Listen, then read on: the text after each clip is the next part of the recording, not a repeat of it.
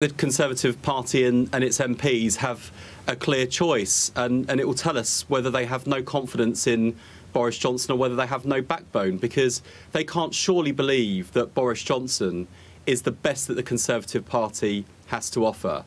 And ultimately, if Conservative MPs now choose to cling to Boris Johnson, they will be complicit in his behaviour, they'll be sullied by his behaviour, and they will send a message to the country that Boris Johnson is the best that they have to offer. And all the while this is going on, the big challenges facing the country, the cost of living crisis, the huge NHS backlog, the challenges for our public services and our economy go unanswered, because the only focus of Conservative MPs now is Boris Johnson's future, not the future of the country. Yeah, but there'll be a vote and he'll win. Well, we'll see about that, Kay. I mean, and if Conservative MPs are daft enough to go into the general election led by Boris Johnson, the contrast between Keir Starmer and Boris Johnson is one that I would relish. But I think that's a terrible position to put the country in. They can't possibly believe that Boris Johnson is the answer to the country's problems, because he is part of the problem himself. And don't take my word for it. I mean, there's been a note circulating by Conservative MPs, which has been circulated on social media, and it says, and I quote, "The entire purpose of the government now appears to be the sustenance of Boris Johnson as Prime Minister." It says, and I quote, "Partygate and the Prime Minister's denials of it in the House of Commons represent a major breach of trust with the British population." And they're right. So the only question now is whether Conservative MPs have the courage to act, to give the country better leadership. And if they won't, Labour certainly will at the next general election. If he wins, will you get off his back? I don't see how Boris Johnson can win in this situation. But I mean, look at the scenes we saw over the weekend. The whole country was united around the Jubilee. We had some fantastic events. The only point of division across the whole weekend was the Prime Minister himself being booed. And don't tell me that those crowds outside St Paul's Cathedral were some kind of, partisan Labour crowd. I think they were speaking for the country. People have had enough. They're fed up with being lied to. They're fed up with being let down. And I think they are now expecting their Conservative MPs to act. And, voters will draw their own conclusions. If Conservative MPs don't act, I think the voters will at the ballot box. We've already started to see that happening in the local elections. It wasn't the only point of division. As you well know, there was booing for Meghan and Harry as well. But my point is, if he does win the vote of confidence, will you then get off his back? We can never entertain having confidence in Boris Johnson, and we will keep on holding him to account for the lies, for the rule breaking, and for the failure to deliver on the issues that matter to people, whether it's the 15 Tory tax rises, including the rise in national insurance during a cost of living crisis, whether it's the record NHS backlog, which was at record levels before the pandemic, the way in which they let children down who suffered terribly during the pandemic and have failed to deliver the children's recovery plan that we need.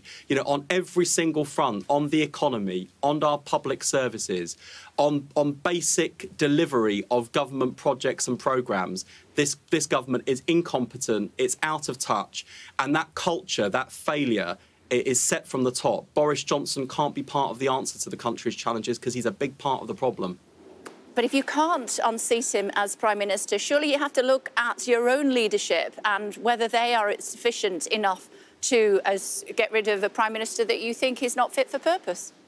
Well, if Conservative MPs won't remove the Prime Minister this week, the Labour Party will make sure that we remove the Prime Minister at the next general election. And we will do that, not just relying on Boris Johnson's failure and the failure of the Conservative government, but by setting out a clear Labour alternative which inspires the country and gives people the confidence that we can deliver. And on the cost of living crisis, we've given some indication already about the different kinds of choices that Labour would make. We wouldn't be hiking up taxes on working people. Our focus would be on cutting those taxes to put money back in their pockets. We'd ask the wealthier to contribute more through things like taxes on shares and dividends and property. We think that would be fairer than hurting people in their pockets. That's why we're calling for an emergency budget this week, to make sure that we've got the action now on the cost of living crisis. But I doubt any Conservative MP is even thinking about an emergency budget to tackle the cost of living crisis, let alone planning for one, because the only thing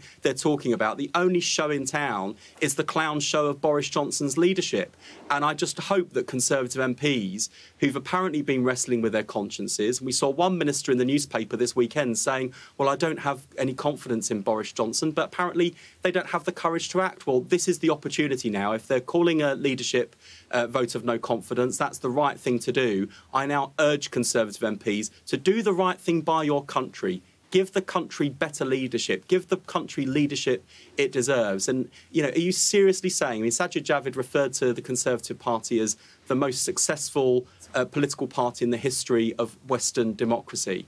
Are they really saying now that that party, which has enjoyed so much success over centuries, now offers Boris Johnson as the very best they've got to offer? And as I say, if they're daft enough to keep him on, then the contrast between Keir Starmer and Boris Johnson is one we will relish at the next election. But I think that would be a gross betrayal of this country, everything it stands for. Don't just take my word for it. Look at the devastating words that are being deployed publicly by Conservative MPs, including now by Jesse Norman, a Johnson supporter in the leadership contest, who's catalogued in excruciating, brutal detail the fact that Boris Johnson is a threat to the union of the United Kingdom, not focused on the right priorities with daft ideas like privatising Channel 4, breaking promises, breaking treaties.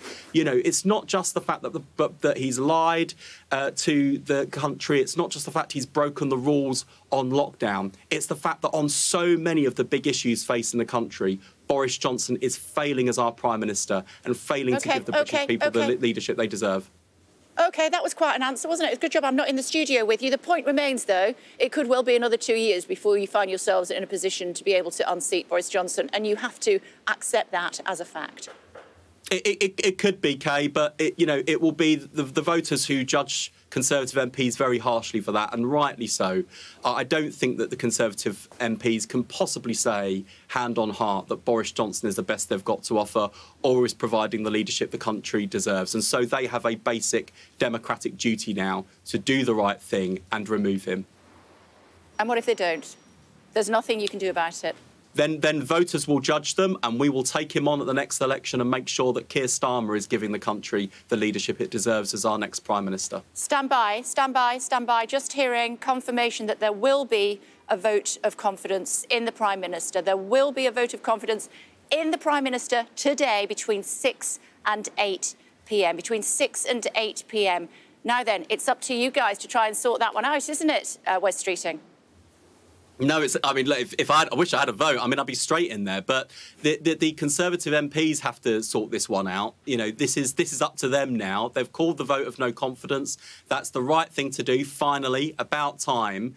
They now need to do the right thing and put the country first. The voters are watching and they will be judging. No confidence or no backbone. That's the choice now facing Conservative MPs as they go to vote this evening.